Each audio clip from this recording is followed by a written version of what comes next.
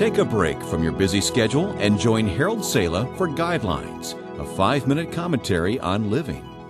After his conversion, Paul spent almost 10 years in obscurity. An absolute waste of time, so thought some. Think of what an exciting story Paul could have told. After all, how many people could top Paul's roadside encounter with Jesus Christ? He was blinded by a brilliant light. He literally heard the voice of Jesus. It was for real, not something conjured up by indigestion in the night. Then after he was led to Damascus, his sight was restored supernaturally, as an old disciple, Ananias, prayed for Paul, gently placing his hands on this man who had been the number one enemy of the church. Then something like scales fell from his eyes. His sight was restored. Talk about a remarkable story. Wow! This was the kind of stuff that would draw crowds. Forget those dusty, dry orations in the synagogue. Get this guy booked for the main event. He could draw a crowd that would make a soccer match look like a Sunday school picnic. No, God didn't have that in mind. After 3 years in the desert, probably Saudi Arabia, Paul spent the next 7 years of his life making tents back in his hometown Tarsus. No, he didn't write books. He didn't teach or lecture. He certainly didn't make promotional guest appearances. He sewed canvas and made tents. Occupational therapy? Better than that. God was remaking the man into something that he could use. When Paul cried out, "Lord, what will you have me to do?" he was asking for options. No, he was signing on the bottom line. He was committed. The issue was settled. Ah, you sigh. I thought if we really commit ourselves to Jesus Christ, we can start looking for the spotlight, knowing that God is going to do something great with us. Strange ideas we get about commitment.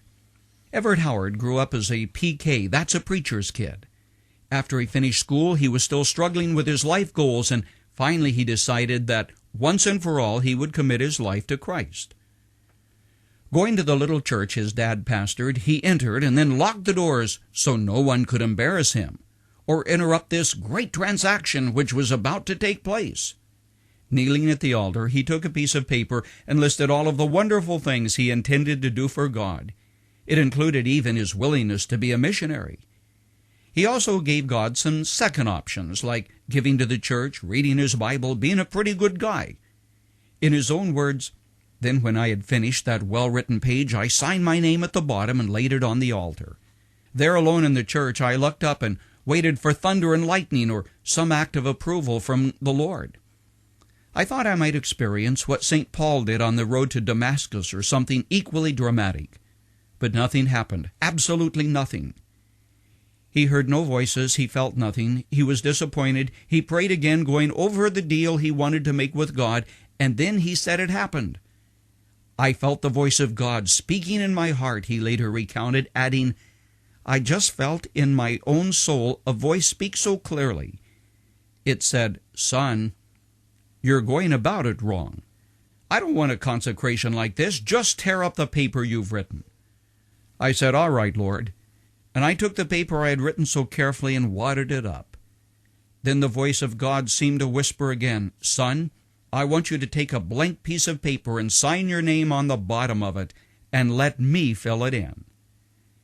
And that was exactly what Everett Howard did, and for the next 36 years, God filled in that page one day at a time. Friend, that's what it's all about. Sign your name and let God fill in the blanks."